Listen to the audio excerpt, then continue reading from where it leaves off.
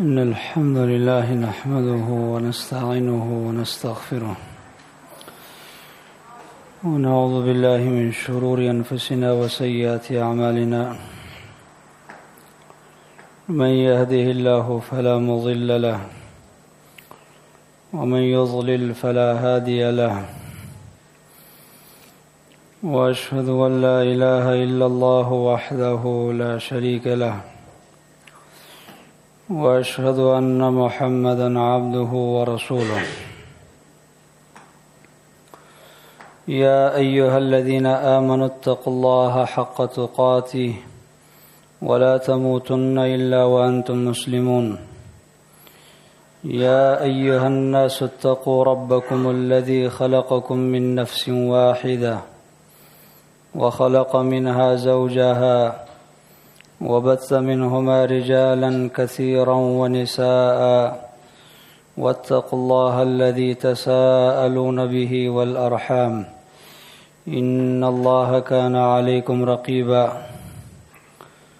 يا أيها الذين آمنوا اتقوا الله وقولوا قولا سديدا يصلح لكم أعمالكم ويغفر لكم ذنوبكم ومن يطع الله ورسوله فقد فاز فوزا عظيما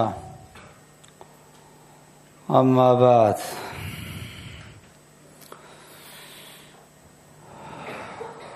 نماز کے متعلق پچھلے دو دروس میں ایک میں نماز کی اہمیت کا ذکر ہوا تھا اور دوسرے میں نماز کی کچھ افعال کا، کھڑے ہونے سے لے کر ہاتھ باندھنے تک، ہاتھ کہاں باندھنا ہے یہاں تک ہم پہنچ گئے تھے۔ اب پھر نماز کے شروع سے ہم اس درس میں نماز کی شروع کی طرف جاتے ہیں اور نماز کی شروع سے لے کر رکوع تک جو اقوال ہے ان کا ذکر ہوگا۔ میں نے کہا تھا کہ نماز افعال اور اقوال سے مرکب ہے۔ کس طرح کھڑا ہونا ہے، صف میں صف بندی کا طریقہ کیا ہے، اور اپنے سامنے کیا رکھنا ہے، اس کی کیا مقدار ہے، اور پھر کیا پڑھنا ہے، ہاتھ اٹھانا ہے کہاں تک اٹھانا ہے اور کہاں باندھنا ہے، یہ باتیں ہو گئی تھی۔ اب پھر نماز کے شروع سے جو اقوال ہے ان کا ذکر ہوگا آج کے اس درس میں، کہ جب ہم اللہ اکبر کہہ کر کے ہاتھ باندھتے ہیں سامنے سترہ رکھتے ہوئے تو اللہ اکبر یہ تکبیر تحریمہ ہے، تحریمہ تکبیر تحلیلہ تسلیم۔ جب ہم اللہ اکبر کہتے ہیں تو بس نماز شروع ہوتی ہے۔ تو اللہ اکبر کہنے کے بعد ہاتھ باندھتے ہیں اور نظر کہاں رکھنی چاہیے؟ امام کے لیے صرف ایک جگہ ہے اور مقتدی کے لیے دو جگہ، ایک افضل اور دوسری جائز۔ افضل جو طریقہ یہ ہے کہ نماز پڑھنے والے کی نظر سجدے والی جگہ میں پڑی رہنی چاہیے، بس اسی کو دیکھتے رہنے چاہیے آخر تک، یہ افضل طریقہ ہے۔ حدیث میں ہے، نبی صلی اللہ علیہ وسلم کے متعلق صحابہ بیان کرتے ہیں کہ اللہ کے رسول نماز میں سامنے دیکھتے تھے۔ جب سورۃ المؤمنون کی آیت اتر آئی الذین هم فی صلاتهم خاشعون، تو اس آیت کے نزول کے بعد وَكَانَ صلی اللہ علیہ وسلم يَتَطَأْطَأُ رَأْسَهُ، آپ اپنے سر کو جھکا کر کھڑے ہوتے تھے اور موضع السجود جو سجدے والی جگہ ہے اس سے آپ کی نظر ہٹتی نہیں تھی، سجدے والی جگہ کی طرف آپ دیکھتے تھے قیام کے حالت میں۔ قیام کا مطلب جب ہم کھڑے ہیں تو قیام کے حالت میں سجدے والی جگہ کو دیکھنا ہے، امام اور مقتدی دونوں۔ کبھی کبھار اگر ضرورت ہو تو مقتدی امام کی حرکات اور سکنات کی طرف بھی دیکھ سکتا ہے جب اس کی ضرورت ہو۔ ضرورت کب ہوگی؟ جب کہ امام عالم بالسنت ہو، سنت کو اچھی طرح جانتا ہو، علم رکھتا ہو، تو کوئی مقتدی امام کو اس لیے دیکھنا چاہے کہ میں اسی سنت کے مطابق نماز کا طریقہ سیکھ لوں تو یہ جائز ہے، امام کی طرف دیکھا جا سکتا ہے۔ اس کی بہت ساری دلائل ہے، مجموع احادیث پر میں نے غور کیا اور پھر یہ نتیجہ نکالا ہے۔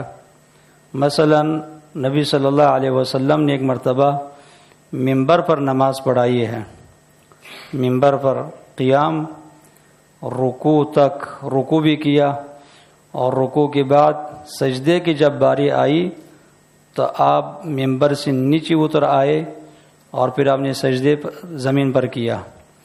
تو آپ نے اس لیے کیا تھا کہ تاکہ صحابہ کی طرف دیکھیں، اور صحابہ نماز میں کھڑے تھے، تو مطلب یہ ہے کہ ساری نماز میں صحابہ اللہ کے رسول کی طرف دیکھتے رہیں۔ تو وہ دلیل ہے کہ جب ضرورت ہو تو مقتدی امام کی طرف دیکھ سکتا ہے، بشرط کہ دیکھنے میں کوئی مشقت نہ ہو، زیادہ التفات نہ کرنا پڑے۔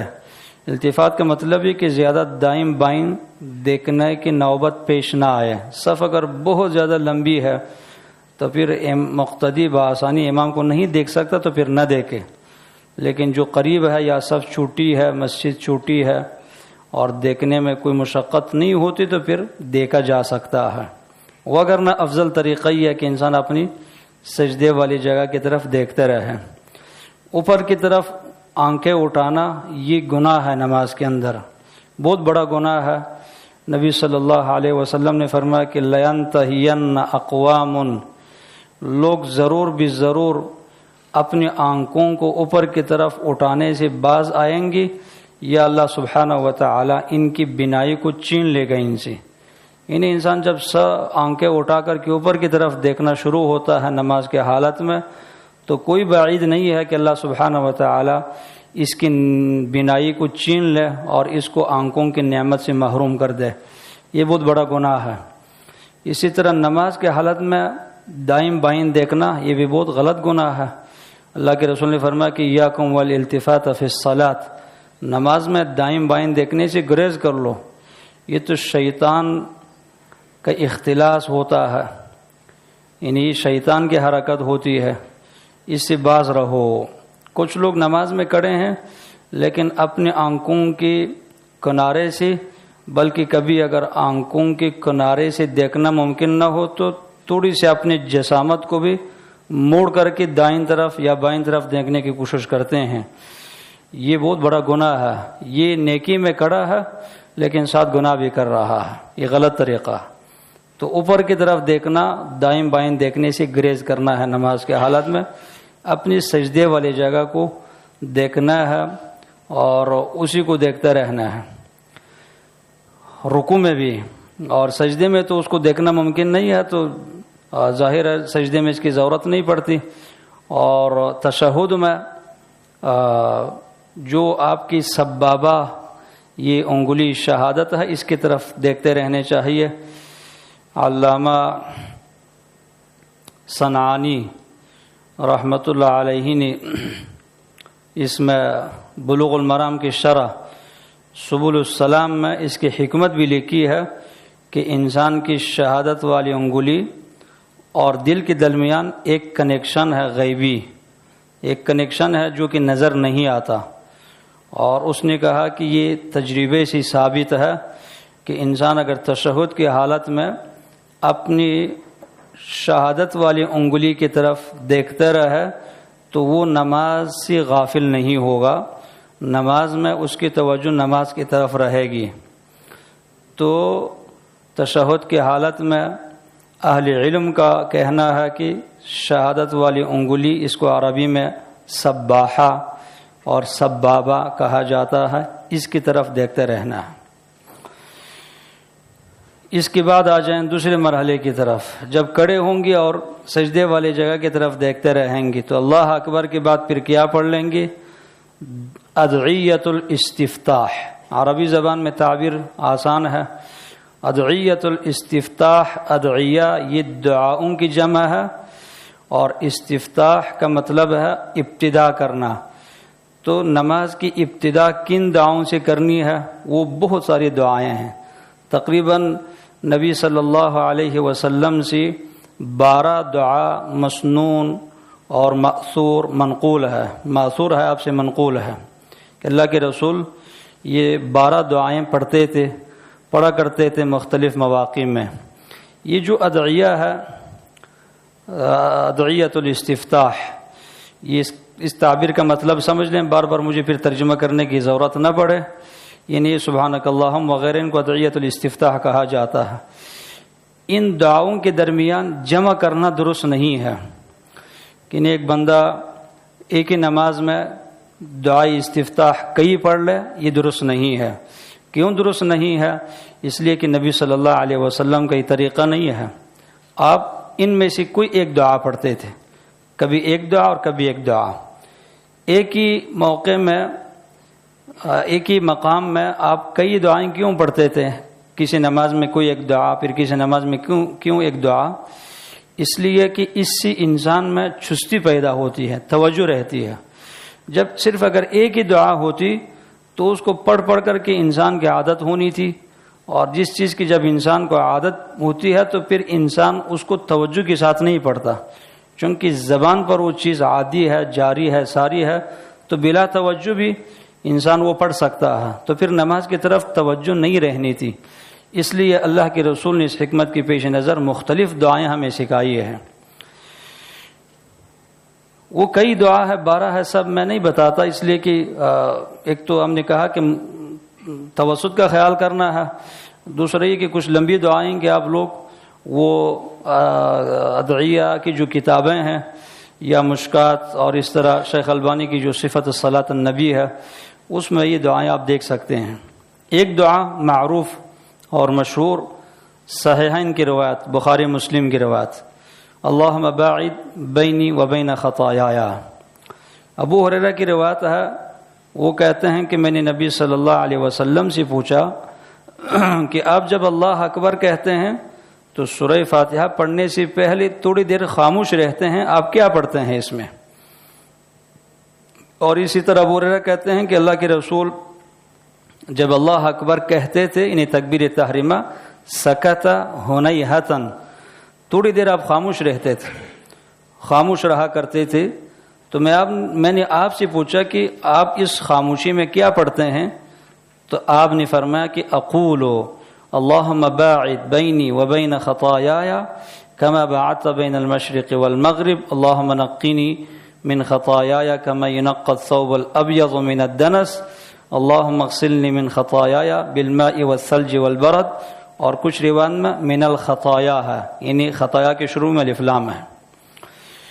اگر موقع ملا تو ان ادعیہ کی مختصر وضاحت کروں گا انشاءاللہ، لیکن تفصیل میں نہیں جاؤں گا، اس لیے کہ اگر صرف اسی دعا کو ہم لے لیں اور اس کی تفصیلاً وضاحت کر لیں تو 2 گھنٹے کی ضرورت ہے، تو 2 ہفتہ ہمارا درس جو ہے نا اسی پر لگے رہے گا، اس لیے اس کی مختصر وضاحت اخیر میں اگر موقع ملا تو کریں گے انشاءاللہ تعالی۔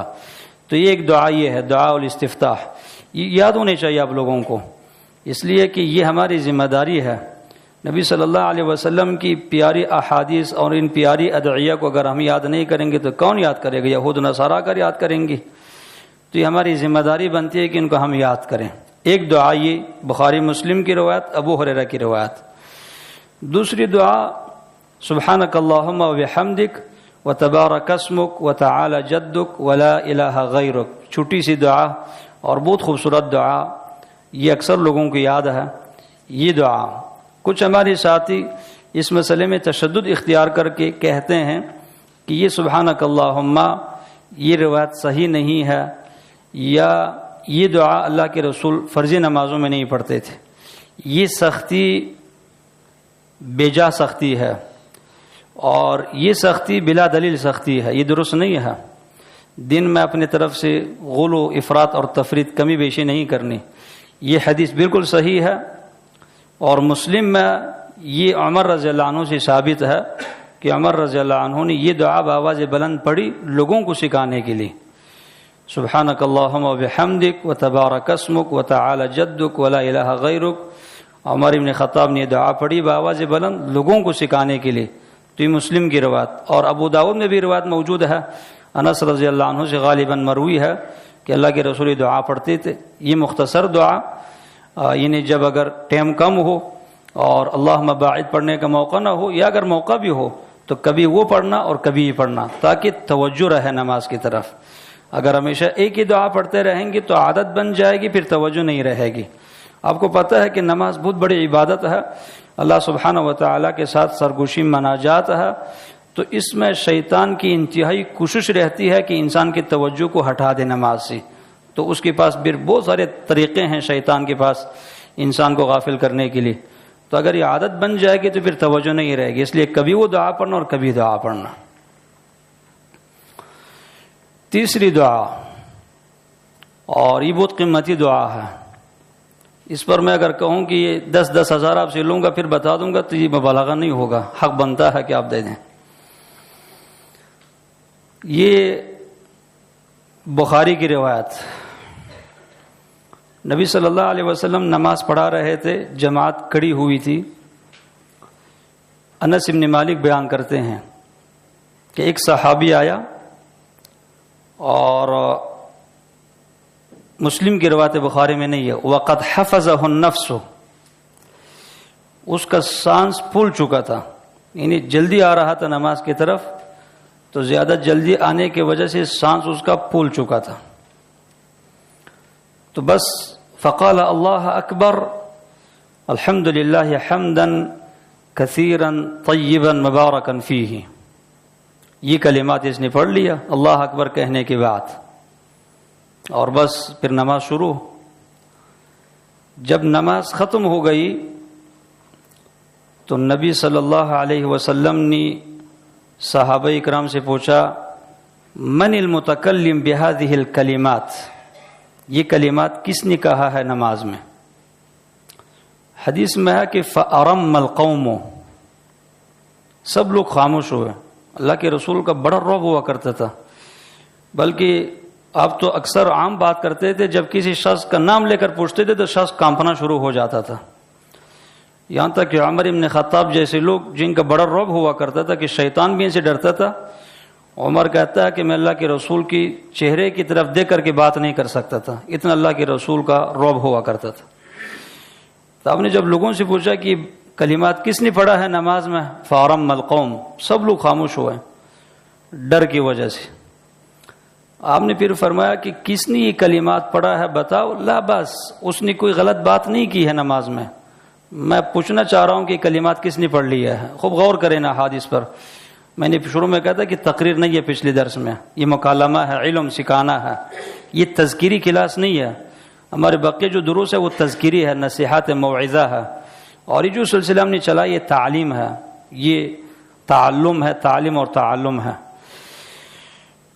تو اللہ کے رسول نے فرمایا کہ کس نے یہ کلمہ پڑھ لیا کلمات، تو پھر وہ شخص جس نے کلمات پڑھا تھا اس نے کہا کہ اللہ کے رسول میں بس جلدی میں آیا، بس اللہ اکبر کہہ کر کے کلمات زبان پر آیا تو بس میں نے پڑھ لیا، اسی طرح یہ کلمات میں نے پڑھ لیا، اس حال میں کہ وقد حفظنی النفس، میرا سانس پھول چکا تھا زیادہ جلدی آنے کی وجہ سے۔ تو ویسے نماز کی طرف جلدی آنا اچھی بات نہیں ہے، آپ نے فرمایا کہ جب تم نماز کی طرف جاتے ہو فعلیکم السکینۃ والوقار، تم سکینت اور اطمینان کے ساتھ چلو مسجد کی طرف۔ ما ادرکتم فصلوا وما فاتکم فاتموا، جتنی رکعتیں مل جاتی ہے وہ پڑھ لو، اور جو رکعتیں تم سے رہ گئی ہے وہ تم بعد میں مکمل کر لو۔ لیکن اگر کوئی دوڑ کر جاتا ہے تو اس کے دوڑنے کی وجہ سے اس کی نماز خراب نہیں ہو جاتی، اس لیے کہ اللہ کے رسول کے سامنے صحابی نے اقرار بھی کیا کہ اتنا تیز آیا ہوں کہ سانس پھول چکا تھا، پھر آپ نے نہیں کہا کہ تم نماز لوٹا دو۔ تو یہ ادب ہے کہ آپ اطمینان کے ساتھ چلیں، لیکن اگر کوئی اس ادب کی خلاف ورزی کرے تو اس سے نماز فاسد نہیں ہوتی۔ تو جب اس نے کہا کہ کلمات میں نے پڑھ لیا ہے تو نبی صلی اللہ علیہ وسلم نے فرمایا کہ لقد رأیت 12 ملکا یبتدرونها، میں نے 12 فرشتوں کو دیکھا ہے کہ وہ ان کلمات کی اجر کو لکھنے کی طرف دوڑ رہے تھے کہ ایہم یرفعها، کہ کون سا فرشتہ ان کلمات کو لکھ کر کے اللہ کے سامنے سب سے پہلے پیش کرے۔ بہت بڑا اجر ہے نا، بہت بڑی فضیلت ہے۔ لقد رأیت 12 ملکا یبتدرونها ایہم یرفعها، کہ میں نے 12 فرشتوں کو دیکھا کہ وہ دوڑ رہے تھے، بھاگ رہے تھے، کہ ایک دوسرے سے آگے بڑھنے کی کوشش کر رہے تھے کہ ان کلمات کو لکھ کر کے اللہ کے سامنے پیش کریں۔ احادیث حکمت ہے، اس میں کیا حکمت ہے کہ ملائک، بہت سارے احادیث میں آپ بات پڑھ لیں گے کہ کسی عمل کی ثواب اور اجر کو لکھنے کے لیے فرشتے دوڑتے ہیں۔ یہ کیوں دوڑتے ہیں؟ اس لیے کہ فرشتے ہمیشہ اسی کوشش میں رہتے ہیں کہ وہ اللہ رب العزت کا قرب حاصل کریں۔ جس طرح انسانوں میں یہ ایک مسابقہ ہے تو فرشتوں کے اندر بھی یہ مسابقہ ہے۔ فرشتوں کی بھی ہمیشہ کوشش رہتی ہے کہ وہ کوئی ایسا کام کریں کہ اللہ سبحانہ و تعالیٰ ان سے بہت زیادہ راضی ہو جائے۔ اس حال میں کہ انتہائی پاک باز مخلوق ہے، ہمیشہ ان کا کام اللہ کی عبادت ہے، ان سے نافرمانی ہوتی نہیں ہے، اس لیے کہ ان میں کوئی نہ شہوت ہے، نہ ان پر شیطان مسلط ہے، نہ ان میں خواہشات ہے، بس یہ ارواح طیبہ ہے جو ہمیشہ اللہ کی عبادت کرتے رہتے ہیں، لیکن پھر بھی یہ اللہ رب العزت کے قرب کی تلاش میں ہمیشہ رہتے ہیں۔ تو جب کوئی اچھی عبادت کسی مسلمان سے سرزد ہوتی ہے تو پھر فرشتوں کی کوشش ہوتی ہے کہ اس عبادت کو جلدی اللہ سبحانہ و تعالیٰ کے سامنے پیش کرے تاکہ اللہ کا قرب حاصل کرے کہ اللہ دیکھ تیرے اس بندے نے کتنی اچھی عبادت کی ہے، تیری کتنی اچھی تعریف کی ہے اس نے۔ تو ان کلمات میں چونکہ اللہ کی تعریف ہے، الحمدللہ حمدا کثیرا طیبا مبارکا فیہ، یہ کلمات اللہ کو بہت پسند ہے، اس لیے 12 فرشتے اس کے اجر کو لکھنے کی طرف بھاگ رہے تھے۔ تو یہ دلیل ہے اس کلمے کی فضیلت پر۔ تو یہ مسلم کی صحیح روایات، تو اسے ثابت ہوا کہ ایک دعائی استفتاح اللہم باعد ہے، ایک سبحانک اللہم ہے، اور ایک یہ دعا ہے الحمدللہ حمدا کثیرا طیبا مبارکا فیہ۔ تھوڑی سی توجہ دے دیں تبھی آپ کو یاد ہو جائیں گی کلمات۔ ان کلمات کی ضرورت پڑتی ہے، خصوصاً تراویح کی نماز میں۔ قاری حضرات نے تو بس یہی سمجھا ہوا ہے کہ رمضان کا مقصد ہے قرآن کو ایک مرتبہ پڑھنا، بس وہ ان کا اپنی فکر لگی رہتی ہے، مقتدیوں کی نہیں، تو بس اللہ اکبر الحمدللہ رب العالمین۔ یہ غلط طریقہ ہے، اکثر پڑھتے ہیں اللہ اکبر الحمدللہ رب العالمین، غلط ہے۔ یہاں تھوڑا سا سکتہ کرنی چاہیے، توقف، تاکہ مقتدی حضرات یہ دعائی استفتاح پڑھ سکیں۔ تو نماز تراویح میں اس دعا کی بہت ضرورت پیش آتی ہے۔ اسی طرح کبھی انسان جلدی میں ہوتا ہے، دیر سے پہنچتا ہے تو امام نے نماز شروع کیا ہوتا، تو آپ جلدی میں جو ہے کلمات پڑھ سکتے ہیں، تو ان کو بھی ازبر یاد کر لیں آپ، بہت قیمتی کلمات ہے۔ اس طرح کی کلمات نماز کے اندر 3 مواقع میں ہے، ایک یہاں اور ایک رکوع کی بات، وہ وہاں انشاءاللہ اس کی پھر وضاحت ہوگی۔ ابھی مختصراً رکوع کی بات سمع اللہ لمن حمدہ اور ربنا ولک الحمد حمدا کثیرا طیبا مبارکا فیہ، صرف یہ فرق ہے کہ یہاں الحمدللہ ہے اور وہاں ربنا ولک الحمد حمدا کثیرا طیبا مبارکا فیہ ہے، لیکن اکثر مساجد میں یہ سنتے پائمال ہے۔ کیا ہوتا ہے؟ سمع اللہ لمن حمد اللہ اکبر، یہ ہوتا ہے نا، سمع اللہ لمن حمد اللہ اکبر، بلکہ کچھ کی تو کوشش رہتی ہے اگر میں مبالغہ نہ کروں کہ وہ اللہ اکبر کی جو الف ہے اس کو بھی گرا دے، سمع اللہ لمن حمد اللہ اکبر، یہ ہوتا ہے۔ یہاں اس حال میں کہ اللہ کے رسول سے کتنی ادعیہ ثابت ہے، جب ہم وہاں پہنچیں گے تو آپ کو بتا دوں گا۔ جس طرح یہاں میں نے بتایا کہ نماز کے شروع میں 12 ادعیہ دعا اللہ کے رسول سے منقول ہے، تو ایک وہاں ربنا لک الحمد حمدا کثیرا طیبا مبارکا فیہ، اور تیسرا ایک صحابی کو چینک آیا نماز کے حالت میں، تو اس نے یہ پڑھا الحمدللہ حمدا کثیرا طیبا مبارکا فیہ مبارکا علیہ کما یحب ربنا ویرضا۔ چنک میں تو سنت طریقہ یہ ہے کہ غیر نماز میں جب کسی کو چنک آتا ہے تو وہ کہتا ہے الحمدللہ، تو اس کی الحمدللہ کو سننے والا کہے گا یرحمک اللہ. اگر یہ الحمدللہ نہیں پڑھتا تو اگلا بندہ یرحمک اللہ نہیں کہے گا. یہ حدیث میں اس کی صراحت ہے. الحمدللہ یہ کہے گا تو اس کے الحمدللہ کے آواز کو سننے والا کہے گا یرحمک اللہ، اللہ پر رحم فرمائے کہ کوئی بیماری نہ آ جائے آپ پر. تو پھر یہی جس کو چنک آیا ہے کہے گا یہدیکم اللہ. تو یہ اسلام میں کتنی خوبی ہے، کیا اچھی تعلیمات ہے اسلام کی، یہدیکم اللہ. تو لیکن یہ غیر نماز میں ہے یہ پورا سلسلہ. نماز کے حالت میں صحابی کو چنگا تو اس نے کہا الحمدللہ حمدن کثیرا طیبا مبارکا فیہ مبارکا علیہ کما یحب ربنا ویرضا. تو اس صحابی نے جب یہ کلمات پڑھ لیا ہے تو باقی صحابہ اکرام کے لیے بالکل ایک نئی بات تھی. تو صحابہ نے اس کی طرف اپنی آنکھوں کے کناروں سے دیکھنا شروع کیا.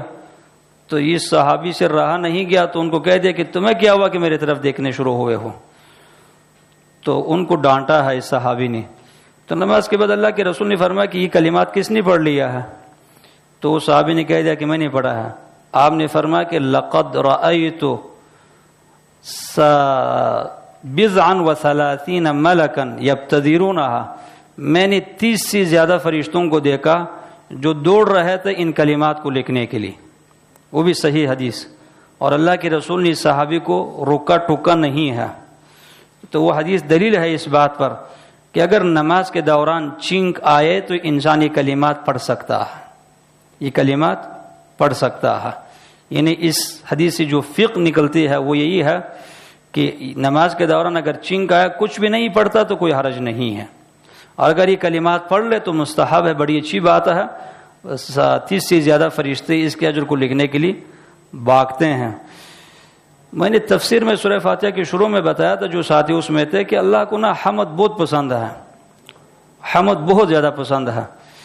اس لیے سلسلہ حدیث صحیح میں ایک روایت ہے کہ مسلمان کی جب روح نکلتی ہے نا، اس کی جان نکل رہی ہوتی اور لوگ رو رہے ہوتے ہیں، چیخ رہے ہوتے ہیں، اس ٹائم بھی مسلمان الحمدللہ پڑھتا ہے. اور جب کسی کا بیٹا فوت ہوتا ہے اور یہ کہتے ہیں کہ الحمدللہ، ہمیں چونکہ صحیح دن کی سمجھ نہیں ہے تو لوگوں کو کہیں کہ بیٹا فوت ہوا تھا الحمدللہ پڑھ لیں. کہتے ہیں یہ کون سا پاگلوں والی بات ہے، مصیبت پہنچے تو میں الحمدللہ پڑھ لوں.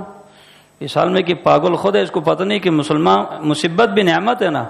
مصیبت کی وجہ سے کتنے تمہارے گناہ معاف ہو جاتے ہیں، اللہ کا کتنا قرب حاصل ہوتا ہے. یہ نعمت نہیں ہے، یہ نعمت ہے. تو اللہ کے رسول نے فرمایا کہ جب مسلمان کا بیٹا فوت ہوتا ہے، یعنی اولاد کوئی بھی فوت ہوتی ہے، یہ الحمدللہ پڑھتا ہے. تو اللہ سبحانہ و تعالی ملک الموت سے پوچھتا ہے کہ قبضتم ثمرۃ فؤاد عبدی، تم نے میرے بندے کی دل کے پل کو قبض کر لیا ہے، چھین لیا ہے اس سے، تو کیا کہہ رہا تھا اس ٹائم؟ تو فرشتے کہیں گے کہ تو الحمدللہ پڑھ رہا تھا. اللہ رب العزت فرمائیں گے کہ ابنوا لہ بیتا فی الجنہ وسموہ بیت الحمد، جنت میں ایک گھر اس کے لیے بنا لو اور اس گھر کے اوپر بورڈ میں لکھو کہ یہ بیت الحمد ہے، حمد کا گھر ہے. انہیں مصیبت کے موقع پر جو اس نے حمد پڑھا ہے، اس حمد کے مقابل میں اس کو یہ محل دیا جا رہا ہے جنت کے اندر. کوئی یہ چھوٹی بات ہے؟ میرے لیے تو بہت بڑی بات ہے، بہت بڑا اجر ہے کہ ایک مصیبت تو ویسے بھی آتی ہے، وہ تو آ گئی ہے، اور الحمدللہ پڑھ لے اور جنت میں ایک مکان کا مالک بنا. کہ اگر یہ دنیا اور اس کے ساتھ 100 گنا اور لگائیں اس دنیا کے ساتھ، پھر بھی وہ ایک جنت کی قیمت نہیں، وہ ایک گھر کی قیمت نہیں بن سکتی. تو حمد اللہ کو بہت پسند ہے. اس لیے نماز کے دوران اس صحابی کو چنگ آیا تو اس نے حمد پڑھا تو اللہ کے رسول نے اس کو اس خوشخبری سنائی. حمد اللہ کو بہت پسند ہے، اور اللہ رب العزت ہے قابل تعریف. اللہ میں تو نقص نہیں ہے، کامل ہے، ہر لحاظ سے کامل ہے. تو حقیقتاً وہ تعریف کے قابل ہے کہ شب روز ہم اللہ کی تعریف بیان کرتے رہیں. اللہ نے کیا خوبصورت تعبیر کیا ہے کہ قل لو كان البحر مدادا لكلمات ربي لنفد البحر قبل ان تنفد كلمات ربي. اگر یہ تمام بحر، دریا، سمندر یہ سیاہی بن جائے اور لوگ لکھنا شروع کر دیں تو یہ پانی ختم ہوگا، خشک ہوگا، لیکن رب کی تعریف ختم نہیں ہو سکتی. وَلَوْ أَنَّمَا فِي الْأَرْضِ مِنْ شَجَرَةٍ أَقْلَامٌ وَالْبَحْرُ يَمُدُّهُ مِنْ بَعْدِهِ سَبْعَةُ أَبْحُرٍ مَا نَفِدَتْ کَلِمَاتُ اللَّهِ. سورۃ لقمان میں اللہ نے فرمایا کہ زمین کے اوپر جتنی درختیں ہیں یہ سب قلم بن جائے، اور زمین میں جتنا پانی ہے اس پانی جیسے 7 گنا اور بھی پانی بڑھائیں، یہ سب سیاہی بن جائے اور سب لوگ لکھ لیں، یہ پانی خشک ہوگا، ختم ہوگا، یہ درختیں ختم ہو جائیں گی، لیکن اللہ کی تعریف ختم نہیں ہو سکتی. سبح للہ ما فی السماوات والارض یسبح للہ ما فی السماوات والارض. پہلی سی مخلوق اللہ کی پاکی بیان کرتی رہی ہے اور بیان کرتی رہے گی. ماضی اور مضارع دونوں طرح کے صیغہ اللہ نے استعمال کیا ہے. میں نے اس میں پڑھا ہے ابن قیم رحمہ اللہ کی کتاب عدۃ الصابرین و ذخیرۃ الشاکرین، صبر اور شکر پر ایک کتاب لکھی ہے ابن قیم. اللہ سبحانہ و تعالیٰ نے اس عالم کو بڑی بصیرت دی تھی دین کے بارے میں، خصوصاً تعلق باللہ. یہ طبیب القلوب انسان ہے. اس نے یہ کتاب لکھی ہے صبر اور شکر پر. اس میں پھر اس نے ایک مناظرہ ذکر کیا ہوا ہے کہ جو لوگ کہتے ہیں کہ صبر افضل ہے، کچھ کہتے ہیں کہ شکر افضل ہے، پھر ان کے دلائل کا تقابل، تجزیہ اور پھر نتیجہ. تو اس میں داؤد علیہ السلام سے نقل کیا ہے کہ داؤد علیہ السلام نے ایک دن ایک ذکر پڑھے، سے برائے فائدہ آپ کو بتا رہا ہوں. تو ایمان بھی یہی ہے کہ نا دین خیر خواہی ہے کہ لا یؤمن احدکم حتی یحب لاخیہ ما یحب لنفسہ. یہ باتیں مجھے بہت پسند ہے اس لیے آپ کو بتا رہا ہوں. حمد کے متعلق داؤد علیہ السلام نے یہ حمد کی کلمات پڑھ لیا، الحمدللہ حمدا کما ينبغی لکرم وجہہ ولعز جلالہ. ایک تو معروف ہے یا ربی لک الحمد کما ينبغی لجلال وجہک ولعظیم سلطانک، اور ایک یہ ہے کہ الحمدللہ حمدا کما ينبغی لکرم وجہہ ولعز جلالہ. جب یہ کلمات پڑھ لیا تو 70 فرشتے اس کلمات کے اجر کو لکھنے کے لیے حاضر ہوئے. 70 فرشتے. اب یہ داؤد علیہ السلام کے ساتھ مخصوص نہیں ہے، ہم میں سے کوئی بھی بندہ پڑھ لے خلوص کے ساتھ تو 70 فرشتے دوڑتے ہوئے اس کلمات کے اجر کو لکھنا شروع کر دیتے ہیں.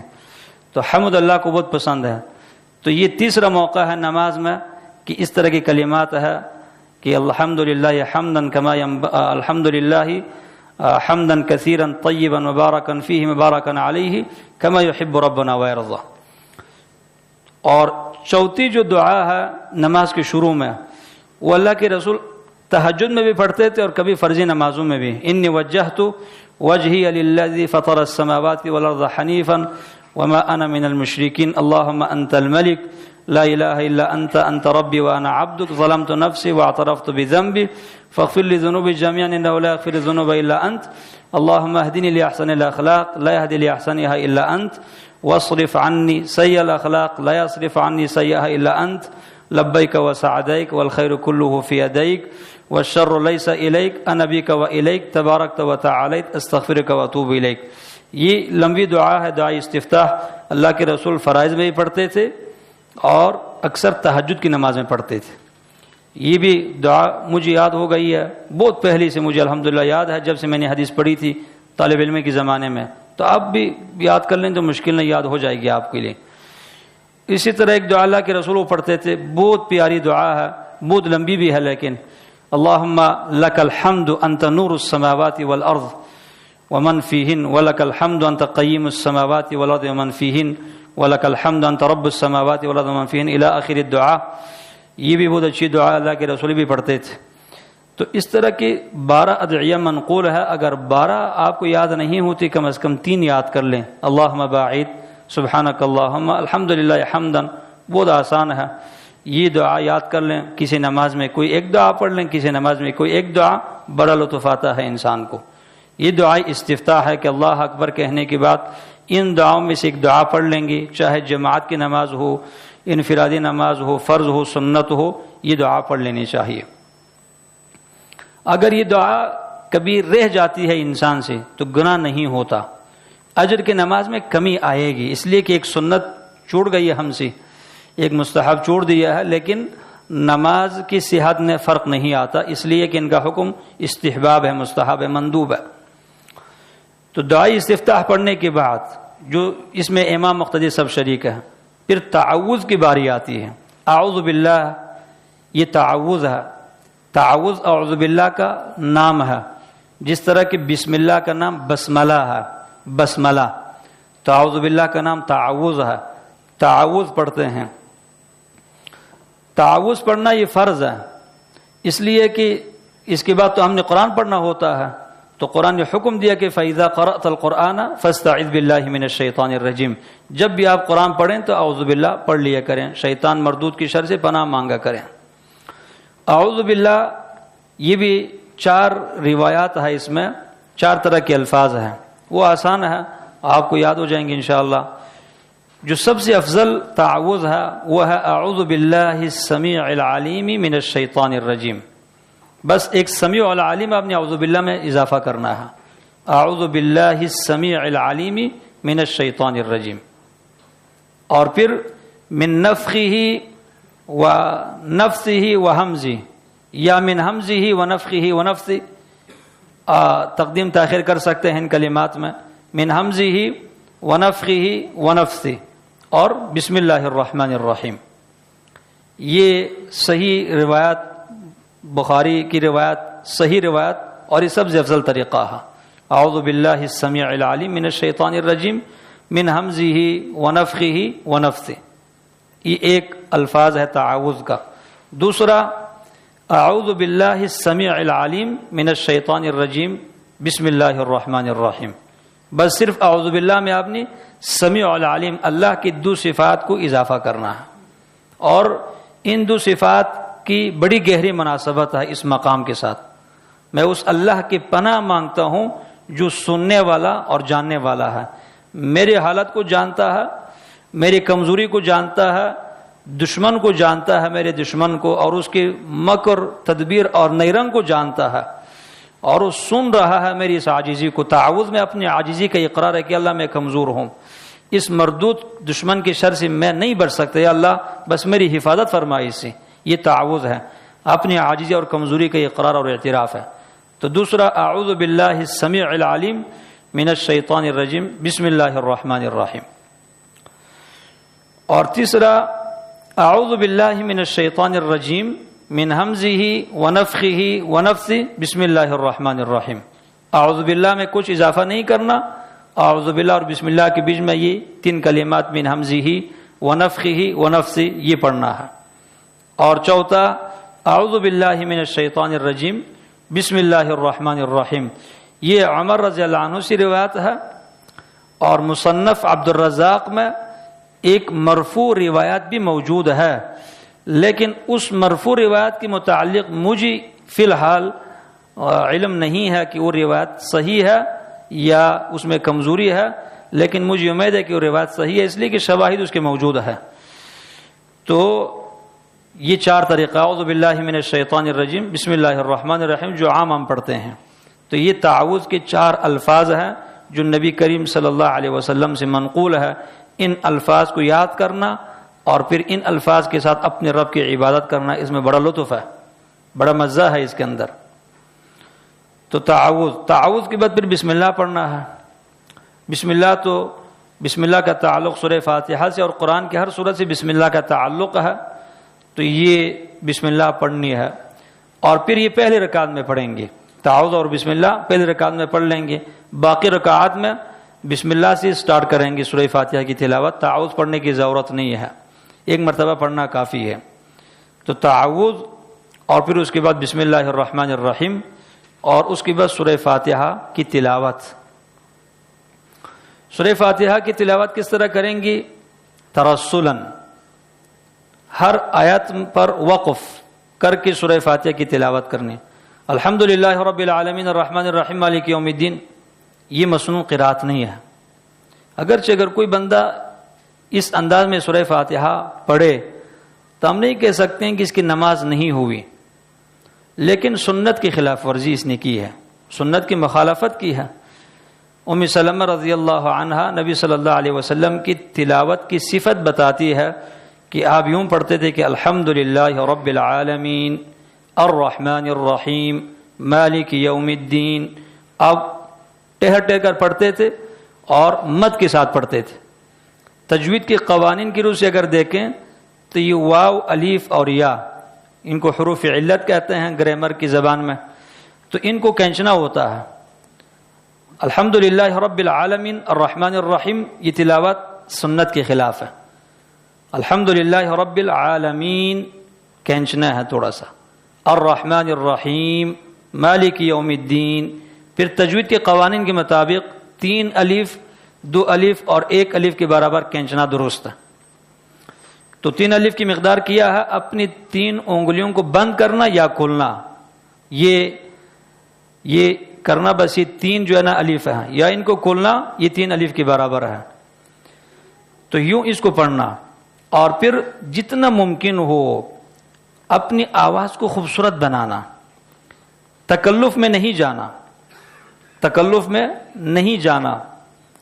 اور بہتر یہ ہے کہ کسی کی تقلید بھی نہیں کرنی, کسی قاری کی تقلید. یہ قاری حضرات جو اپنی تلاوت میں کسی کی تقلید کرتے ہیں نا, مجھے ان کے پیچھے نماز پڑھنا اچھا نہیں لگتا اور مجھے لطف نہیں آتا اس نماز میں. یہ آپ کا حق نہیں بنتا کہ میرے اوپر اعتراض کریں اس مسئلے پر, اس لیے کہ میری دل کی کیفیت کو اللہ جانتا ہے, میں جانتا ہوں مجھے پسند نہیں ہے اور میرے پاس دلیل ہے اس کی. کیوں؟ اس لیے کہ ایک تو ہر شخص اپنی طرز گفتار میں, طرز رفتار میں, آواز میں, اٹھنے بیٹھنے میں, سوچنے میں وہ بالکل انوکھا ہے اور وہ اکیلا ہے. یہ اللہ نے ہر انسان کو ایک امتیاز دیا ہوا ہے کہ وہ اس کائنات کے اندر اپنی صفات میں اکیلا ہے. بہت کم مشابہت ہے. اور ایک حدیث میں اس کی طرف اشارہ ہے کہ لا تکن امعا کی اگر میں بالکل آسان ترجمہ کر لوں, دم سمجھتے ہیں نا, جیسے بھینس کی دم ہے, گائے کی دم ہے, گدھے کی دم ہے, گھوڑے کی دم ہے. دم کسی کا دم نہیں بننا. اگر اس میں تھوڑی سی تفصیل میں چلے جائیں تو کسی کی شخصیت کے اندر نہیں گھسنا, کسی کی نقالی نہیں کرنا.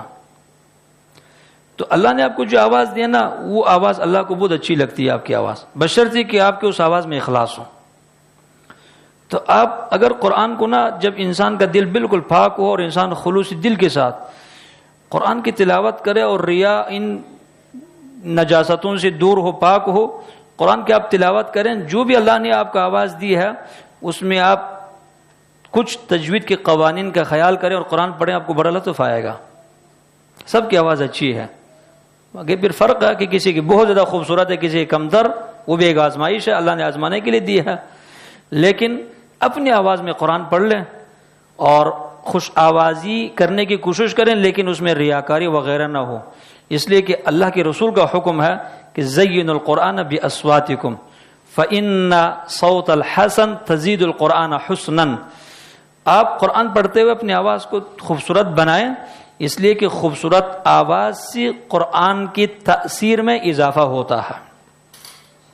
تو انسان بالکل ریا سے پاک ہو اور تجوید کے قوانین کے بارے میں کچھ جانتا ہو اور پھر وہ اپنی آواز میں قرآن کی تلاوت کرے تو بڑا لطف آتا ہے انسان کو.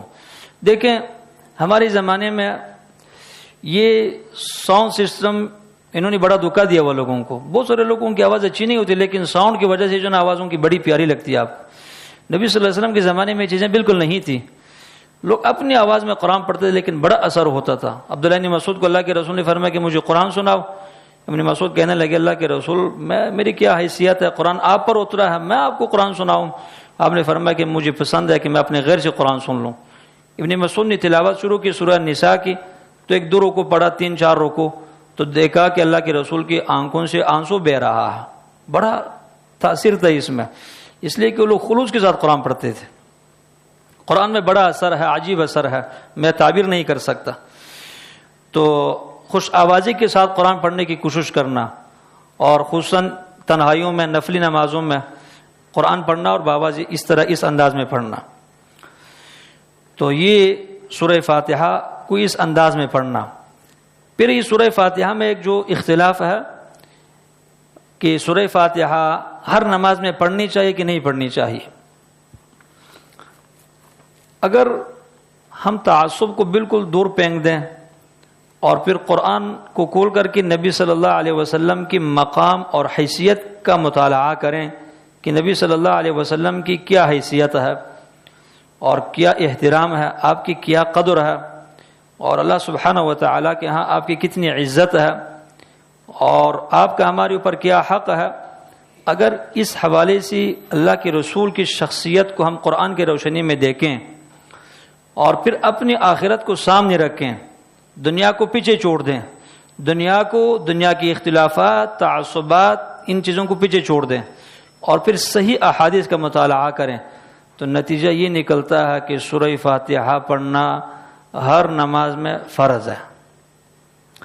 یہ میں اپنے رب کو حاضر ناظر سمجھ کر کے بات کر رہا ہوں، اور مجھے پتا ہے کہ میرے رب نے مجھ سے پوچھنا ہے کل قیامت کو اس کے بارے میں۔ تو کوئی بھی ساتھی جو یہاں موجود ہے یا وہ بعد میں یہ ریکارڈ سنتا ہے، اس سے میری گزارش ہے کہ میری اس بات کو اپنے ذہن میں بٹھائے اور پھر بالکل تنہائی میں یا تہجد کے ٹائم بیٹھے اور پھر اس پر غور کر لیں۔ اگر وہ کچھ علم رکھتا ہو، مطالعہ رکھتا ہو کہ صحیح احادیث جو سورہ فاتحہ کے متعلق ہے ان کو لے لے، پھر اللہ کے رسول کے مقام کے بارے میں سوچے، پھر آخرت کو سامنے لائے اور پھر سوچے کہ کیا سورہ فاتحہ نماز میں پڑھنا فرض ہے کہ نہیں ہے، فرض ہے۔ ویسے اہل علم کا 3 موقف ہے اس میں۔ ایک بات تو آپ ذہن میں رکھیں کہ مولویوں کے اختلاف سے دین کی صحت کو فرق نہیں پڑتا۔ کیوں؟ اس لیے کہ اتفق العلماء اللہ اتفقوا، مولویوں کا اس بات پر اتفاق ہوا ہے کہ کبھی بھی اتفاق نہیں کریں گے۔ اتفقوا علی اللہ اتفقوا، ان کا اس بات پر اتفاق ہے کہ انہوں نے کبھی اتفاق نہیں کرنا۔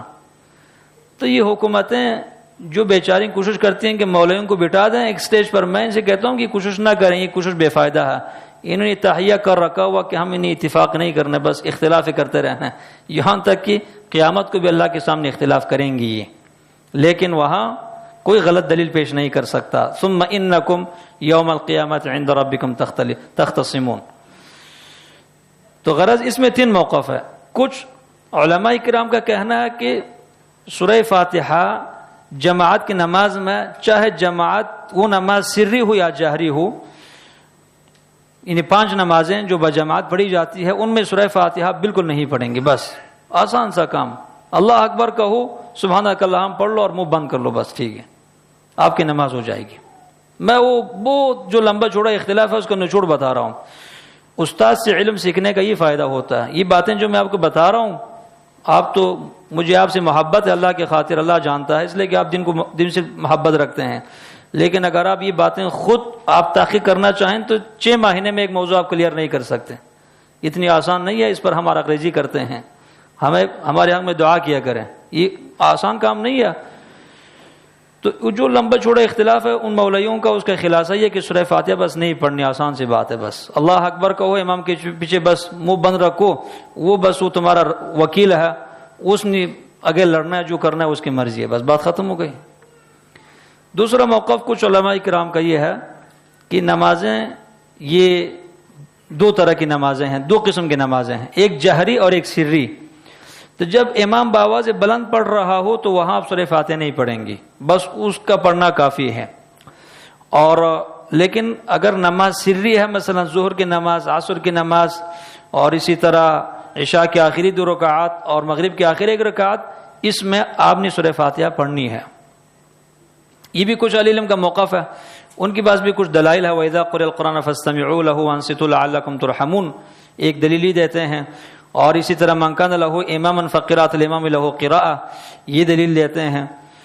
تو یہ بھی بڑے علماء کا موقف ہے، ابن تیمیہ اور اس طرح کچھ اہل علم متاخرین میں، علامہ البانی رحمۃ اللہ علیہ، ان کا یہ موقف ہے۔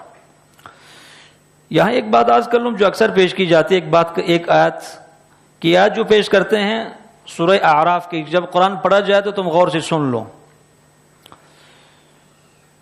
تو کہتے ہیں کہ قرآن نے کہا کہ قرآن جب پڑھا جائے تو تم غور سے سن لو، تو اگر امام بآواز بلند قرات کر رہا ہے اور ہم پیچھے سورہ فاتحہ پڑھ لیں گے تو اس آیت کی صراحتاً خلاف ورزی ہے۔ یہاں ایک سادہ عوامی اور ایمانی جواب ہے اور ایک علمی جواب ہے۔ جو سادہ جواب مجھے جو بہت پسند ہے، علمی جواب سے جواب مجھے بہت پسند ہے، یہ عامیانہ جواب ہے اور بہت اچھا جواب ہے۔ وہ یہ ہے کہ اگر نماز میں سورہ فاتحہ پڑھنے کا حکم کوئی عالم علماء امت میں سے حکم دیتا تو پھر یہ بات بالکل بجا تھی کہ اس عالم کی بات قرآن کے خلاف ہے۔ پھر اپنی بات کو دہراتا ہوں، یہ آیات ذہن میں رکھیں کہ جب قرآن پڑھا جائے تو تم غور سے سن لو۔ اس آیت کے مقابل میں اگر کوئی عالم کہتا کہ نئی نماز میں سورہ فاتحہ پڑھنا ضروری ہے، کوئی عالم چاہے وہ صحابہ کیوں نہ ہو، اگر وہ یہ بات کہتا ہے اس آیت کے خلاف، تو پھر یہ بات بالکل بجا تھی کہ قرآن کہتا ہے کہ جب قرآن پڑھا جائے تو تم اس کو غور سے سن لو، اور یہ عالم کہہ رہا ہے کہ نہیں تم سورہ فاتحہ پڑھ لو، لہٰذا ہم اس عالم کی بات کو نظر انداز کریں گے، قرآن پر عمل کریں گے۔ جب امام بآواز بلند پڑھ رہا ہو تو ہم قرات نہیں کریں گے۔ آپ کو میری اس بات کی سمجھ آ گئی انشاءاللہ؟ تو یہ بات بالکل ٹھیک تھی، ہم نے اس بات کو تسلیم ہی کرنا تھا، اس لیے کہ اس عالم کی بات قرآن کے خلاف ہے۔ تو اس عالم کا ذہن اس طرف نہیں گیا، اس نے اجتہاد کیا اور غلط فتویٰ دیا۔ لیکن سورہ فاتحہ پڑھنے کا حکم عالم نے نہیں دیا، بلکہ محمد الرسول اللہ صلی اللہ علیہ وسلم نے دیا ہے۔ اور یہ قرآن سب سے پہلے کس پر اتر آیا ہے؟ نبی صلی اللہ علیہ وسلم پر اتر آیا ہے، اور پھر اس نبی کو اللہ نے فرمایا کہ ثم ان علینا بیانا، اس قرآن کو کھول کر آپ کے لیے بیان کرنا ہماری ذمہ داری ہے۔ رب نے کہا کہ میری ذمہ داری ہے قرآن آپ کو سمجھانا۔ تو قرآن کا جو فہم ہے اللہ کے رسول کو کس نے سمجھایا ہے؟ اللہ نے سمجھایا ہے۔ تو کیا یہ ممکن ہے کہ اللہ کے رسول کوئی ایسی بات کریں جو قرآن سے ٹکراتی ہو؟ جب مثلا میں نے قرآن کسی عالم سے سیکھا ہے قرآن کی تفسیر، وہ عالم غلطی سے محفوظ نہیں ہے، کچھ لوگ مجھ سے سیکھتے ہیں میں غلطی سے محفوظ نہیں ہوں، لیکن ایک اللہ نے جس نے کتاب بھیجی ہے اس نے خود اپنی اس کتاب کو اپنے رسول کو تعلیم دی ہے۔ تو کیا ممکن ہے کہ اللہ کے رسول سے ایسی بات آپ کی زبان سے نکل جائے جو قرآن سے ٹکراتی ہو؟ نہیں۔ تو جب نہیں ہے تو پھر قرآن حدیث میں کوئی ٹکراؤ نہیں ہے، نتیجہ یہ نکلتا ہے کہ جس رسول پر یہ قرآن اتر آیا ہے، یہ آیت اتر آئی ہے، اس رسول نے کہا کہ نماز میں سورہ فاتحہ پڑھ لو، تو اس کا مطلب یہ کہ سورہ فاتحہ نماز میں پڑھنا یہ قرآن کے خلاف نہیں ہے۔ جب کوئی کہا کہ قرآن کے خلاف ہے تو اس کا مطلب ہے کہ رسول اللہ نے قرآن کے خلاف بات کی ہے، تو یہ رسول کے ہاں میں گستاخی ہے۔ یہ ایمانی اور عامیانہ جواب ہے۔ کوئی ساتھی میرے اس بات کو لے جا کر کے نوٹ کر لے، پھر اس پر غور کر لے تنہائی میں۔ علمی جواب اس کا یہ ہے کہ سورہ اعراف من اولها الى آخرها، شروع سے لے کر آخر تک یہ مکی صورت ہے۔ مکی کا مطلب یہ ہے کہ یہ صورت ہجرت سے قبل نازل ہوئی ہے، اور سورہ فاتحہ پڑھنے کا حکم اللہ کے رسول نے مدینے میں دیا ہے۔ سورہ فاتحہ پڑھنے کا حکم اللہ کے رسول نے کہاں دیا ہے؟ مدینے میں دیا ہے۔ تو مطلب یہ نہیں اس آیت کے نزول کے بعد نبی صلی اللہ علیہ وسلم نے سورہ فاتحہ پڑھنے کا حکم دیا ہے۔ کیا دلیل ہے کہ اللہ کے رسول نے مدنی زندگی میں سورہ فاتحہ پڑھنے کا حکم دیا ہے؟ دلیل یہ ہے کہ سورہ فاتحہ پڑھنے کی فرضیت کی جو روایت ہے وہ عبادہ ابن صامت سے مروی ہے اور ابو ہریرہ سے مروی ہے۔ عبادہ ابن صامت خزرج قبیلے سے ان کا تعلق ہے، یہ مدینے کے رہنے والے ہیں، یہ مکے میں نہیں آئے تھے اور مکی زندگی میں مسلمان نہیں ہوئے تھے۔ ابو ہریرہ 7 ہجری کو مسلمان ہوا ہے، اللہ کے رسول کی وفات سے 3 سال یا 3 سال کچھ ماہینہ قبل مسلمان ہوا ہے۔ تو انہیں بالکل آخری زندگی میں اللہ کے رسول نے یہ حکم دیا کہ تم سورہ فاتحہ پڑھا کرو۔ تو کیا یہ ممکن ہے کہ اللہ کے رسول قرآن کے خلاف حکم دے دیں اور قرآن کے خلاف بات کریں؟ نہیں۔ تو لہٰذا یہ جو اہل علم دلیل دیتے ہیں یہ دلیل ٹھیک نہیں ہے، یہ دلیل ٹھیک نہیں ہے، اور ٹھیک نہ ہونے کی دلیل میری خواہشات یا میرا اجتہاد نہیں ہے، بلکہ نبی صلی اللہ علیہ وسلم کی حدیث ہے۔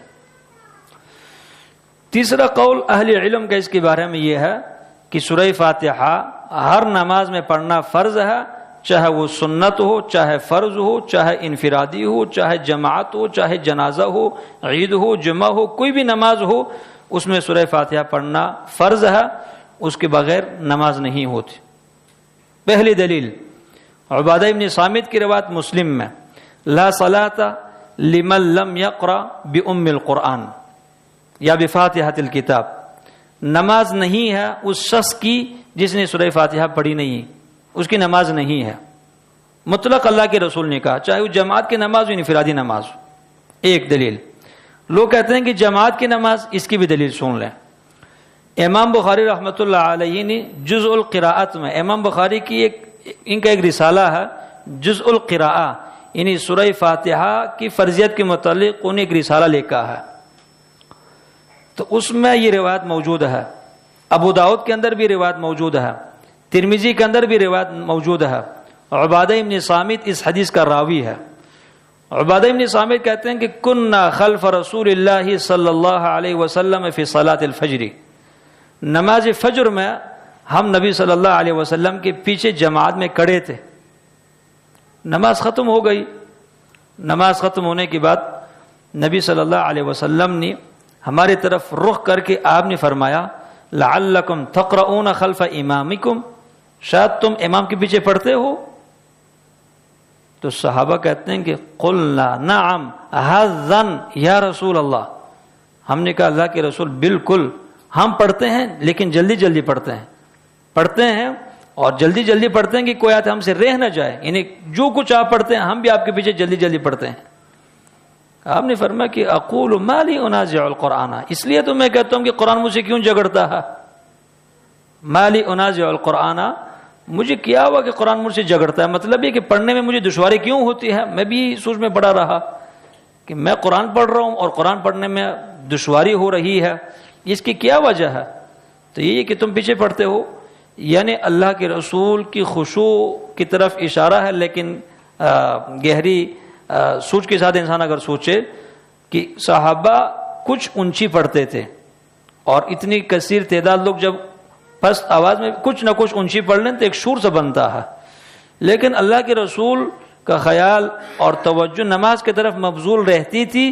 کبھی آپ نے غور نہیں کیا کہ صحابہ پیچھے سے پڑھتے ہیں، اتنا آپ قرآن میں سوچتے تھے اور نماز میں خشوع اور خضوع اختیار کرتے تھے۔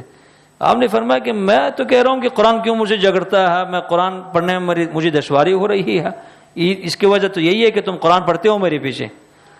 تو پھر آپ نے فرمایا کہ لا تفعلوا، آئندہ ایسا نہ کرو، لا تقرؤوا الا بفاتحۃ الکتاب، نہ پڑھو مگر سورہ فاتحہ۔ وفی روایت فلا تقرؤوا بشیء اذا جہرت الا بأم القرآن، جب میں بآواز بلند پڑھتا ہوں تو تم نے کچھ نہیں پڑھنا مگر سورہ فاتحہ، مگر ام القرآن پڑھنا ہے، اس کے علاوہ کچھ نہیں پڑھنا۔ اب دیکھیں فجر کی نماز جماعت کی نماز اور وہ نماز جس میں بآواز بلند قرات کی جاتی ہے، اور اتنی تفصیل سے گفتگو ہوئی ہے اللہ کے رسول اور صحابہ کرام کے درمیان۔ آپ سے پوچھتا ہوں کہ کیا اس روایت کے بعد اب کسی شش پن میں رہنے کی ضرورت ہے؟ جماعت کی نماز، بآواز بلند نماز اور قرات کی جاتی ہے اس نماز میں، روایت بالکل صحیح، عبادہ ابن صامت راوی، اللہ کے رسول نے فرمایا کہ تم کچھ نہ پڑھو مگر سورہ فاتحہ پڑھ لو۔ کیوں؟ فَإِنَّهُ لَا صَلَاةَ لِمَن لَّمْ يَقْرَأْ بِهَا، اس لیے کہ اس شخص کی نماز ہوتی نہیں ہے جس نے سورہ فاتحہ نہ پڑھی ہو۔ اور بلکہ سورہ فاتحہ پڑھنا اتنا ضروری ہے کہ نبی صلی اللہ علیہ وسلم نے بآواز بلند اعلان کروایا ہے۔ دلیل، ابو ہریرہ بیان کرتے ہیں کہ نبی صلی اللہ علیہ وسلم نے مجھے حکم دیا کہ ان انادیا، کہ میں جا کر لوگوں کے درمیان اعلان کر لوں کہ اللہ صلاۃ الا بقراءۃ فاتحۃ الکتاب۔ امام بخاری نے جزء القراء میں روایت ذکر کیا، ابو داؤد میں بھی ہے۔ اللہ کے رسول نے مجھے بھیجا کہ میں جا کر بآواز بلند لوگوں میں اعلان کر لوں کہ سورہ فاتحہ کے بغیر کوئی نماز نہیں ہوتی، سورہ فاتحہ کے بغیر کوئی نماز نہیں ہوتی۔ اب دیکھیں اللہ سبحانہ و تعالی شاہد ہے، ہمارے دل کے حالت کو جانتا ہے کہ ہمارا موقف ہی ہے کہ سورہ فاتحہ کے بغیر نماز نہیں ہوتی۔ اور یہ موقف کیوں اپنایا ہے؟ نہ امام بخاری کی وجہ سے اپنایا ہے، نہ امام احمد ابن حنبل کی وجہ سے، نہ کسی امام کی وجہ سے، نہ ابوبکر، نہ عمر، نہ عثمان، نہ علی، نہ کسی صحابی کی وجہ سے۔ کیوں اپنایا ہے؟ اللہ کے رسول کے احادیث کی وجہ سے۔ آپ کی اتنی کثیر تعداد میں حدیث، ان کو چھوڑنا جو ہے نا ہمارے اندر اتنی جرات نہیں ہے، اس لیے موقف ہی اپنایا ہے کہ سورہ فاتحہ کے بغیر نماز نہیں ہوتی۔ تو جو یہ تیسرا قول ہے یہ راجح قول ہے. کیوں راجح قول ہے؟ اس لیے کہ صحیح صریح مرفوع احادیث موجود ہے اس موقف میں. صریح صحیح مرفوع احادیث یعنی اللہ کے رسول کے مرفوعان روایت موجود ہے، اس لیے قول راجی ہے. اور دوسری طرف اللہ کے رسول کے کوئی مرفوع صریح روایت موجود نہیں ہے. ایک اس لیے ہم نے اس کو ترجیح دی ہے. دوسری دلیل اس قول کے ترجیح کی دوسری دلیل، علامہ عبدالحی لکھنوی یہ انڈیا کے ایک عالم گزر چکے ہیں، ہے حنفی المذہب، ان کا مذہب حنفیت ہے، لیکن بڑے با انصاف عالم دین گزر چکے ہیں. انہوں نے حاشیہ لکھا ہے امام محمد جو کہ امام ابو حنیفہ کے سب سے بڑے شاگرد ہیں، ان کے کتاب ہے معطا کے اوپر علامہ عبدالحی لکھنوی نے حاشیہ لکھا ہے التعلیق الممجد، تعلیق الممجد علی معطا امام محمد. سورہ فاتحہ کے بحث میں علامہ عبدالحی لکھنوی نے مزے کی بات لکھی ہے. اس میں لکھا ہے کہ سورہ فاتحہ پڑھنا نماز میں فرض ہے، یہ قول راجی ہے. کیوں راجی ہے؟ اس لیے راجی ہے کہ اس قول میں احتیاط ہے. کیا احتیاط ہے؟ احتیاط یہ ہے کہ اس پوری امت کو اس بات پر اتفاق ہے کہ کوئی بندہ اگر اپنی نماز میں سورہ فاتحہ پڑھ لے تو اس کی نماز ہو جاتی ہے. کوئی بھی نہیں کہتا کہ تمہاری نماز نہیں ہوئی. یعنی اگر ایک بندہ سورہ فاتحہ نماز میں پڑھتا ہے امام کے پیچھے، اس نماز میں جس میں قرات بآواز بلند ہو رہی ہے، امام کے پیچھے سورہ فاتحہ پڑھتا ہے، تو امت کے علماء میں سے ایک عالم بھی ایسا نہیں ہے جو اس بندے سے کہے کہ تمہاری نماز نہیں ہوئی، بلکہ کیا کہے گا؟ تمہاری نماز ہوئی ہے. اور اگر سورہ فاتحہ نہیں پڑھتا تو بہت سارے علماء جو کہتے ہیں کہ تمہاری نماز نہیں ہوئی ہے. احمد بن حنبل کہتے ہیں نماز نہیں ہوئی، امام شافعی کہتے ہیں نماز نہیں ہوئی، امام بخاری کہتے ہیں نماز نہیں ہوئی، ترمذی، ابو داؤد، نسائی، بیہقی، دارقطنی، یہ سب محدثین، یہ پہاڑ علم کی، یہ کہتے ہیں کہ نماز ہوئی نہیں ہے تمہاری. تو کس میں احتیاط ہے؟ وہ قول جو اتفاقی ہے، یعنی الگ موضوع ہے کہ وہ کہتے ہیں کہ پڑھنا ضروری نہیں ہے، کچھ علماء کہتے ہیں، لیکن اگر پڑھیں تو کوئی بھی نہیں کہتا کہ آپ کی نماز نہیں ہوئی. لیکن اگر نہیں پڑھیں گی تو دلیل بھی قوی نہیں ہے، اور پھر بہت سارے علماء کہیں گے تمہاری نماز نہیں ہوئی. تو یہ انصاف کی بات نہیں ہے، بہت انصاف کی بات ہے. میں نے کوئی غلو تو نہیں کیا آپ کے خیال کے مطابق؟ ہاں اچھا. پھر آپ کے ذہن میں ایک سوال شاید آیا ہوگا، اگر نہیں آیا طالب علم اگر ذہین نہ ہو تو پھر استاد کے کہنے کے بعد آتا ہے پھر سوال، تب آ جائے آپ کے ذہن میں سوال کہ پھر بہت سارے لوگ ہیں جو سورہ فاتحہ نہیں پڑھتے اپنی نماز میں، یا ہمیں پتہ نہیں تھا تو نہیں پڑھتے تھے. تو نمازیں جو ہمارے پیچھے گزر گئی ہے، جو پڑھی گئی ہے، ان کا کیا بنے گا؟ اس سوال کا جو جواب ہے وہ بہت ہی کارآمد جواب ہے. تفصیلاً جواب وہ یہ ہے کہ چاہے وہ سورہ فاتحہ ہو، سورہ فاتحہ کی ترک، یا کوئی بھی سنت جو تاریخ سنت ہے، سنت جو چھوڑنے والا ہے. سنت چھوڑنے والوں کے 4 قسمیں ہیں. سنت یا فرض چھوڑنے والوں کی 4 قسمیں ہیں. ہر شخص کا حکم الگ اور علیحدہ ہے. یہ جواب آپ ذہن نشین کر لیں تو اللہ آپ کو دین میں بصیرت عطا کرے گا اور ذہن آپ کا کھل جائے گا علم کے مسائل میں. ایک سنت چھوڑنے والا مجتہد ہوتا ہے. مجتہد کا کیا مطلب ہے؟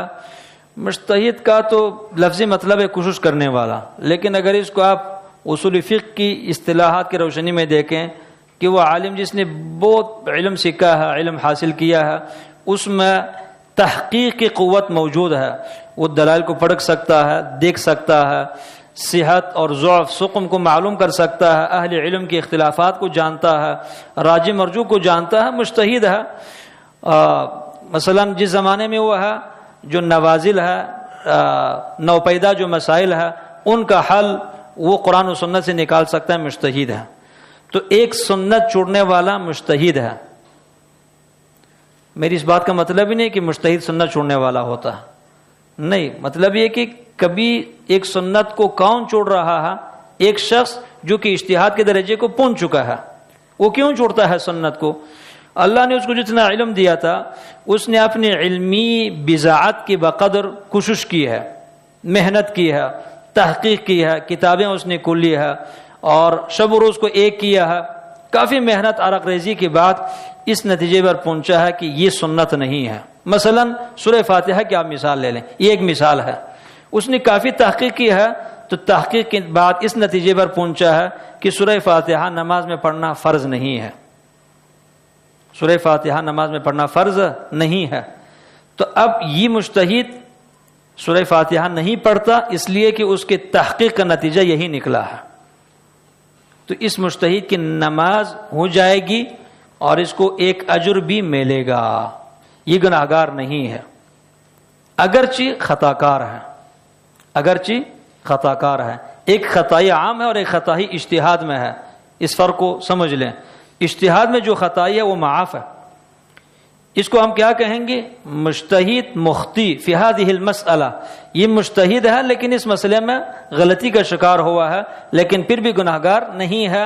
اذا حکم الحاکم فاجتہد فاصاب فلہ اجران وان اخطا فلہ اجر واحد، مجتہد جب کوشش کرتا ہے اور حق تک پہنچتا ہے تو اس کو 2 اجر ملے گا، اور اگر کوشش کرنے کے بعد حق تک نہیں پہنچتا تو اس کو 1 اجر پھر بھی ملے گا۔ تو ہم نے اس مجتہد کے بارے میں کوئی گستاخی نہیں کرنا اور نہ اس کو کوئی برا بلا کہنا ہے، نہ اس کو بددعا دینی ہے، نہ اس پر لعنت بھیجنی ہے، بلکہ رحمہ اللہ کہیں گے، ہم ہدا اللہ کہیں گے، ہداک اللہ کہیں گے۔ تو یہ مجتہد ہے، اس کی نماز ہو جائے گی، اس لیے کہ یہ اپنی تحقیق کی پائبند ہے، تو اس کی تحقیق کا نتیجہ یہ ہے۔ ایک سنت چھوڑنے والا یہ ہے، دوسرا شخص سنت چھوڑنے والا وہ ہے جو جاہل ہے، بالکل ان پڑھ جاہل انسان ہے، دین کے بارے میں کچھ نہیں جانتا۔ جس مولوی اور قاری سے اس نے قاعدہ نورانی پڑھ لیا تھا، اس مولوی نے اس کو نماز کا طریقہ سکھایا تھا اور اس کو یہ سمجھایا تھا کہ تم نے سورہ فاتحہ نہیں پڑھنی، سورہ فاتحہ کے بغیر تمہاری نماز ہو جاتی ہے۔ بس اس نے اتنی بات سنی ہے اور اس کے بعد اس نے کبھی اس مولوی کی بات کے خلاف کوئی بات کہیں سے سنی بھی نہیں ہے، اس کو سننے میں کوئی بات نہیں آئی، اس بالکل پتہ نہیں اس بیچارے کو، مولوی نے اس کو یہی سمجھایا تھا۔ یہ جاہل ہے، اس کو پتہ نہیں ہے، اگرچہ ڈاکٹر کیوں نہ ہو، اگرچہ یہ پروفیسر کیوں نہ ہو کسی دنیاوی علم کا، لیکن اس مسئلے میں جاہل ہے، یہ اس کو پتہ نہیں ہے، تو اس لیے اس جاہل کی نماز بھی ہو جائے گی، اس لیے کہ اس کو پتہ نہیں ہے اور جہالت کیا ہے، عذر ہے، جہل کیا ہے، عذر ہے، اگرچہ اس کو چاہیے کہ اپنا یہ جہل دور کر لے۔ دوسری قسم، تیسری قسم وہ شخص ہے سنت چھوڑنے والا کہ جو تھا جاہل لیکن اس کو بتایا گیا ہے، اس کو کسی نے دلیل دے دی ہے کہ بھائی سورہ فاتحہ نماز میں پڑھنی چاہیے، یا کوئی اور سنت جس پر وہ عمل نہیں کرتا تھا اس کو کسی نے بتا دیا کہ بھائی یہ بھی اللہ کے رسول کی سنت ہے، اس کی دلیل ہے، اس سنت پر عمل کرنی چاہیے، لیکن اس نے آگے سے کیا ہے، وہ چونکہ ایک جنون والی زندگی میں پھنسا ہوا ہے کہ دین کی کوئی ویلیو نہیں ہے، اس کی زندگی میں دین کی ویلیو نہیں ہے، دین کی قدر نہیں ہے، تو اس نے اس بندے کو بالکل لفٹ نہیں کرایا، نہ اس کی بات کی طرف اس نے توجہ دی، نہ اس کو اس نے کوئی بہت بڑی بات سمجھی، بس اسی طرح بات سنی اور چھوڑ دیا اس نے۔ تو انہیں پہلے ذہن میں یہی تھا کہ بس سورہ فاتحہ نہیں پڑھنی یا کوئی اور سنت ہے جس پر عمل نہیں کرنا، بعد میں اس کو کسی نے سمجھا دیا ہے لیکن اس سمجھانے والے کی اس نے لفٹ نہیں کرائی، اس کی بات کی طرف توجہ نہیں دی۔ یہ شخص اعلی خطر عظیم، بہت بڑے خطرے کے اندر ہے، ممکن ہے کہ اس کی نماز قبول نہ ہو جائے۔ اکثر سامعین کہنے والے کہ الفاظ کے قید شرط کو نہیں جانتے، وہ قید شرط کے ساتھ بات کر رہا ہوتا ہے، وہ باہر جا کر بلا قید شرط بتا دیتے ہیں، فتنہ پھیل جاتا ہے اس۔ میں نے کیا کہا؟ اعلی خطر عظیم، خطرے میں ہے، ممکن ہے کہ اس کی نماز نہ ہو جائے۔ کیوں؟ اس لیے کہ دین کو لفٹ نہیں کرا رہا یہ شخص۔ چوتھا شخص وہ ہے جو کہ عالم ہے اور اس بات کو اچھی طرح جانتا ہے، اس سنت کی اہمیت کو جانتا ہے، اس کی جو دلائل ہے ان کی صحت کو جانتا ہے کہ یہ بالکل مسئلہ ٹھیک ہے، حدیث بالکل صحیح ہے اور دلائل میں کوئی کمزوری نہیں ہے، مسئلہ بالکل درست ہے، لیکن میں نہیں مانتا، مرا قول ابو حنیفہ کافی است، بس میرے لیے امام ابو حنیفہ رحمۃ اللہ علیہ کی بات ہی کافی ہے، بس میں اپنے مذہب کے خلاف کسی بات کو سننے کے لیے تیار ہی نہیں ہوں۔ کل آیت او حدیث تخالف مذہبنا فہو اما منسوخ او مؤول، جو بھی آیت اور جو بھی حدیث میرے مذہب سے ٹکراتی ہو یا وہ منسوخ ہے یا اس میں تاویل کی جائے گی۔ تو یہ شخص جو چوتھی قسم ہے، یہ جو شخص ہے چوتھا شخص کہ اس کو پاتا ہے، خوب جانتا ہے کہ دلیل صحیح ہے، احادیث موجود ہے، لیکن نہیں مانتا۔ کیوں نہیں مانتا؟ تعصب کی وجہ سے یا انا کی وجہ سے۔ میرا اپنا جو انداز ہے وہ تعبیر نہیں کرتا اس لیے کہ لوگوں کو جھٹکا لگتا ہے، لیکن بہت آرام سے کہوں گا کہ پھر اس کی نماز کا برباد ہونا چھوٹی بات ہے، بڑی باتوں کی بربادی کا بھی امکان ہے۔ کیوں؟ اس لیے کہ اللہ نے فرمایا کہ فلا وربک لا یؤمنون حتی یحکموک فیما شجر بینہم، اللہ نے کہا کہ مجھے اے محمد، مجھے تیرے رب کی قسم ہے، یعنی میں اپنی ذات کی قسم اٹھاتا ہوں کہ مومن بن نہیں سکتے جب تک اپنی اختلافات میں آپ کو جج تسلیم نہ کریں، اور پھر آپ کے فیصلے کے مقابل میں ان کے دلوں میں کوئی تنگی نہ ہو اور کوئی حرج محسوس نہ کریں، اور پھر یہ نہیں ہے کہ صرف ایک مسئلے میں وہی سلم و تسلیمہ آپ کے ہر فیصلے کے سامنے جھک جائیں، جب تک یہ صفت ان کے اندر نہیں آئے گی لا یؤمنون، مومن نہیں بن سکتے۔ پھر اس مولوی کی خیر بات ہے، پھر یہ انتہائی خطرے والی بات ہے۔ اگر میں اس تفصیل میں نہیں جاتا اس لیے کہ پہلے سے ہمارے اوپر القابات لگایا جاتا ہے، لیکن بس اتنا ہی کہوں گا کہ یہ بہت ہی خطرناک ہے معاملہ، کہ جو کہتا ہے کہ دلیل ٹھیک ہے لیکن میں نہیں مانتا۔ اب یہ جو دلیل، یہ جو مسئلہ ہے، اگر وہ مستحب سنت کیوں نہ ہو، یہ عقیدے کا مسئلہ بنتا ہے۔ کیوں؟ اس پر عمل کرنا تو مستحب ہے، لیکن چونکہ یہاں ایسا شخص موجود ہے کہ جو اس کا بالکل انکار کر رہا ہے، اس کا بالکل انکار کر رہا ہے، تو یہ ابھی عقیدے کا مسئلہ ہے، فرض بنتا ہے کہ اس مسئلے کو زور اور شور کے ساتھ بیان کیا جائے، اس لیے کہ لوگ انہیں قرآن اور حدیث کو جھٹلا رہے ہیں۔ حدیث موجود اور ایک بندہ جھٹلاتا ہے اس کو۔ جیسے آج ہی میں پڑھ رہا تھا کہ ایک شخص نے لکھا ہے کہ یہ جو لوگ کہتے ہیں کہ رفع یدین کے بارے میں تو ایک حدیث بھی نہیں ہے، انا للہ و انا الیہ راجعون۔ میں نے بس اس کو اتنا ہی کہا کہ بس یہ آپ سمجھ لیں کہ یہ آپ کی بات لکھی گئی ہے، اللہ نے آپ سے پوچھنا ہے قیامت کو، بس اب اس بات پر غور کر لیں کہ اللہ نے آپ سے پوچھنا ہے قیامت کو۔ اب کوئی بندہ کہے کہ رفع یدین کے متعلق ایک حدیث نہیں ہے، تو اس کی مثال کیا ہے ہماری مشاہد میں کہ 11 بجے کو جب بالکل فضا صاف ہو، سورج چڑھا ہوا ہو، کوئی بندہ کہے کہ سورج ہے نہیں اس فضا، مجھے تو سورج نظر نہیں آ رہا، اس حال میں کہ رفع الیدین کے متعلق 450 احادیث اور آثار ہے۔ تنہا بخاری مسلم میں 8-9 روایات ہے رفع الیدین کے متعلق، الگ اس مسئلے میں نہیں جانا چاہتا۔ مطلب ہے کہ میں نے آپ کو تفصیلاً جواب دیا کہ وہ ہماری نمازیں جو ہم نے پڑھ لی ہے سورہ فاتحہ کے بغیر، ہمیں علم نہیں تھا، وہ ہماری نمازیں ہو گئی ہے، اور اب شکور ہے، وہ اپنے بندے کی کمزوری کو جانتا ہے، وہ ارحم الراحمین اپنے بندے سے انتہائی رحم کرنے والا ہے۔ تو یہ سورہ فاتحہ پڑھنے کی اہمیت اور اس کے متعلق ایک اشکال کا جواب۔ تو سورہ فاتحہ پڑھنے کے بعد پھر قراءت ہے۔ قراءت میں بھی مختصر عرض کروں کہ نبی صلی اللہ علیہ وسلم کی مختلف عادت تھی، کبھی آپ لمبی قراءت کرتے تھے، کبھی مختصر کرتے تھے حالات کے پیش نظر۔ مثلا اللہ کے رسول نے کئی بار فجر کی نماز میں چھوٹی صورتیں پڑھی ہیں، اس حال میں کہ آپ کا معمول تو یہ تھا کہ آپ 100 آیات پڑھتے تھے، لیکن فجر کی نماز میں آپ نے چھوٹی سی صورت پڑھی ہے۔ آپ سے وجہ جب صحابہ نے پوچھی، کہنے لگے کہ لمبی قراءت کرنا چاہتا تھا، لیکن ایک بچے کی رونے کی آواز سننے میں آئی تو میں نے نماز مختصر کر دی، اس لیے کہ اس کے مام پر بچے کا رونا دشوار گزر جاتا ہے، تو اس کے مام پر رحم کرتے ہوئے میں نے نماز کو مختصر کی۔ نبی صلی اللہ علیہ وسلم کی سنت ہے مختصر نماز، اس لیے کہ اس عورت بیچاری کو تکلیف ہوگی جو کہ ہمیں محسوس نہیں ہوتا اتنا۔ تو اس میں اللہ کے رسول کے آپ کا مختلف معمول رہا ہے۔ فجر کی نماز میں آپ 100 آیتیں پڑھتے تھے، اور ظہر کی نماز میں بھی کبھی آپ فجر کے برابر پڑھتے تھے. مثلا بخاری کی روایت کہ اللہ کے رسول پہلے 2 رکعات میں 30 آیات کی بمقدار پڑھتے تھے تو 30 60، اور آخری 2 رکعات میں 15 آیات کی بمقدار پڑھتے تھے تو 15 30، اور وہ 60 کتنا بنا 90 آیات. تو فجر کی نماز میں 100 پڑھتے تھے. تو کبھی ظہر کی نماز میں بھی آپ فجر کے برابر تلاوت کرتے تھے، کبھی اسے مختصر پڑھتے تھے. باقی مسئلہ جو معروف ہے کہ آخری 2 رکعتوں میں قرات نہیں کرنی چاہیے، کوئی بہت بڑا مسئلہ نہیں ہے دین میں. قراءت کبھی کرنی چاہیے اور کبھی نہیں کرنی چاہیے. جیسے یہ حدیث جو میں نے آپ کو سنائی ہے، اسے پتہ چلتا ہے کہ آخری 2 رکعات 15 آیات کے بمقدار، مطلب یہ کہ پھر اللہ کے رسول سورہ فاتحہ کے علاوہ کوئی اور بھی سورت پڑھتے تھے. تو آخری جو 2 رکعات ہے یا مغرب کی جو آخری 1 رکعت ہے، کبھی ان میں سورہ فاتحہ کے ساتھ کسی اور سورت کا اضافہ کرنا اور کبھی نہ کرنا، دونوں طرح درست ہے. اس میں کوئی سختی اور ممانعات نہیں ہے.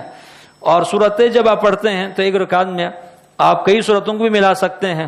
شیخ البانی رحمۃ اللہ علیہ کی کتاب صفت الصلاۃ، اصل جو صفت الصلاۃ ہے، ابھی میں آنے سے پہلے دیکھ رہا تھا اس کو، انہوں نے احادیث کی روشنی میں بہت سارے سورتیں جمع کیا ہے کہ اللہ کے رسول سورۃ الرحمن، سورۃ نجم کو ملاتے تھے 1 رکعت میں، کبھی سورہ واقعہ، سورہ حاقہ کو ملاتے تھے، کبھی کسی اور دو سورت کو. تو 1 رکعت میں کئی سورتیں ملا کر کے آپ پڑھ سکتے ہیں. یعنی اپنی رکعت کو آپ لمبی کرنا چاہتے ہیں تو کئی سورتیں آپ پڑھ سکتے ہیں. اور پھر پڑھنے میں ترتیب کا خیال کرنا ضروری نہیں ہے. بہتر ہے کہ ترتیب کا خیال کیا جائے، لیکن اگر نہیں کرتے تو اس سے کوئی فرق نہیں پڑتا. بلا ترتیب بھی قرآن پڑھ سکتے ہیں سورتیں، لیکن جو ایک سورت ہے اس کی آیات کے ترتیب کا خیال کرنا ہے، اور سورتوں میں ترتیب کا خیال کرنا، یہ ترتیب جو قرآن کے اندر موجود ہے فی الوقت، اس ترتیب کو خیال کرنا ضروری نہیں ہے. تو اس کے بعد قراءت کے بعد پھر رکوع ہے، تو رکوع میں جانا ہے. تو ہم نے اگلے درس میں پھر بتانا کہ رکوع میں جانا ہے. تو وباللہ تعالی توفیق. انہوں جو سوال پوچھا ہے ساتھی نے، سورہ فاتحہ نماز میں پڑھنا فرض ہے بالاتفاق، لیکن ایک استثناء موجود ہے ہمارے تحقیق کے مطابق، وہ رکوع ہے. کہ اگر کوئی بندہ آیا کہ امام رکوع میں گیا ہے تو وہ رکوع میں چلے جائے، اللہ اکبر کہہ کر کے ہاتھ باندھنا اور سورہ فاتحہ پڑھنا جبکہ امام رکوع میں ہے، یہ سنت کی خلاف ورزی ہے. نبی صلی اللہ علیہ وسلم نے فرمایا کہ جب تمہارا کوئی ایک مسجد میں آتا ہے والامام علی حال فلیصنع کما یصنع الامام، تو وہی کام کرے جو امام کر رہا ہو. یعنی امام اگر رکوع میں تو آپ رکوع میں چلے جائیں، اور اگر سجدے میں تو سجدے میں چلے جائیں. اگر امام نے رکوع سے سر اٹھایا ہے تو آپ بھی وہی حالت اختیار کر لیں، لیکن رکعت دہرائیں. لیکن اگر امام رکوع میں ہے تو آپ رکوع میں چلے جائیں، رکعت دہرانے کی ضرورت نہیں ہے. اس پر بات ہوگی. ابھی ایک دلیل آپ کو دیتا ہوں، بخاری کی روایت، نبی صلی اللہ علیہ وسلم رکوع میں تھے، ایک صحابی دوڑتا ہوا آیا، مسجد کے اندر انٹر ہوا، اور جیسے انٹر ہوا تو وہیں رکوع میں گیا، اور پھر رکوع کی حالت میں چلتا چلتا ہوا آ کر کے صف میں مل گیا. تو نماز کے بعد اللہ کے رسول نے ان سے پوچھا، تو آپ نے اس کو کہا کہ زادک اللہ حرصا ولا تعد، اللہ آپ کی حرص کو بڑھائے کہ آپ کو نماز کی بڑی رغبت ہے، لیکن آئندہ ایسا نہ کیا کریں. ابھی صحابی رکوع میں ملے تھا تو اللہ کے رسول نے اس کو رکعت دہرانے کا حکم نہیں دیا. تو سورہ فاتحہ عام اوقات میں پڑھنا فرض ہے، لیکن رکوع میں ملنے والے کی رکعات سورہ فاتحہ پڑھے بغیر ہو جاتی ہے. یہ ایک استثنائی صورتحال ہے. یہ جواب ہے. اگرچہ کچھ اہل علم ہے جو اس جواب کو نہیں مانتے، لیکن میں الحمدللہ کئی احادیث ہمارے پاس، ایک تو یہ صحیح دلیل کہ رکعت ہو جاتی ہے رکوع میں ملنے والے کی رکعت. انشاءاللہ جواب حاصل ہوا آپ کو. جزاکم اللہ خیر. سبحانک اللہم و بحمدک، اشہد ان لا الہ الا انت، استغفرک و اتوب الیک.